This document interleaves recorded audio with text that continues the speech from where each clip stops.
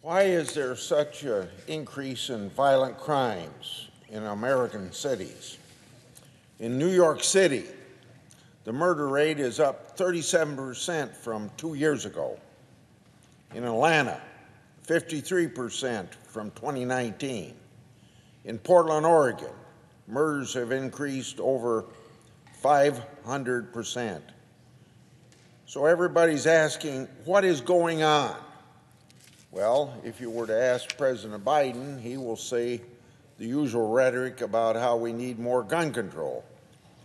The White House recently put out a so-called strategy to reduce crimes. What's the first thing that the president wants to do about this issue? Go after rogue gun dealers. Well, we all know gun dealers must follow the law, like doing background checks. We all agree on that.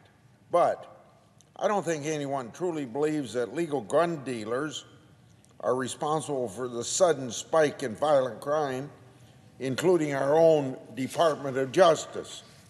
So referring to a Department of Justice 2019 report, inmates who committed a gun crime most likely got their weapons from the black market. No background checks there. In fact, according to this report, only about 1 in 50 federal inmates got a gun from a legal firearms dealer.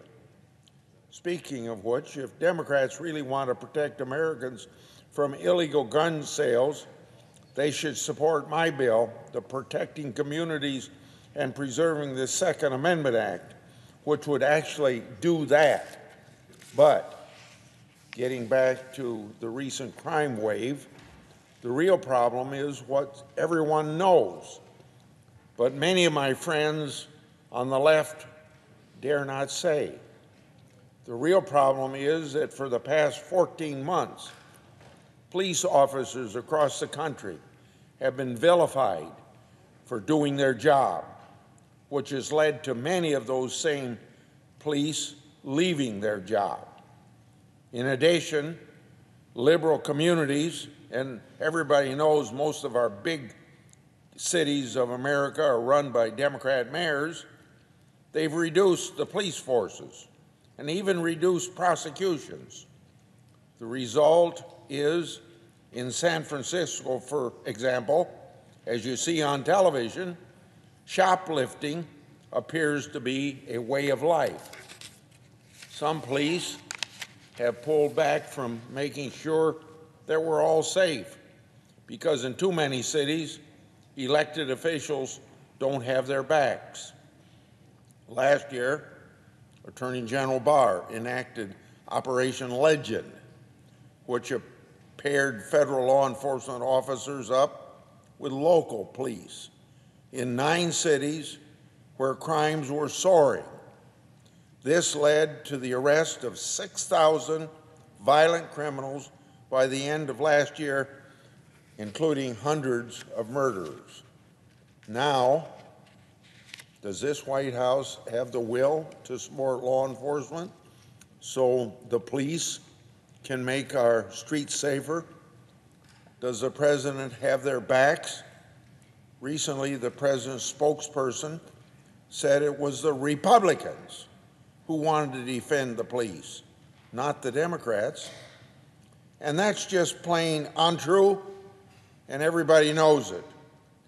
What they were trying to say is that Republicans didn't support the Democrats' irresponsible spending bill back in March. That's not defunding the police. That's just being fiscally responsible. It's not Republicans who say things like, quote, no policing, incarceration, or militarization. It can't be reformed. Or words like, quote, defunding the police means defunding the police. Let me give you another example. The push to take resources away from law enforcement is alive and well over in the House. A couple weeks ago, the Senate passed 3 bills that would support police. First, one is the Protecting America's First Responders Act. That bill makes sure seriously injured first responders or their widows and children get the benefits that they're entitled to. The second bill, the Cops Counseling Act, creates a zone of privacy for police officers so that they can have counseling sessions for traumatic experiences and protect their privacy. A third bill, the Jaime Zapata and Victor Avila Federal Officers Protection Act, makes it clear that killing a law enforcement officer overseas is a crime in the United States. The Senate passed these bills because when it comes to law enforcement, we've got their backs. But right now, Democratic leadership in the House is preventing a vote on these bills. Why? I don't know. They're bipartisan bills that should easily pass with resounding support. If you're with me on funding the police, I know you'll support these bills.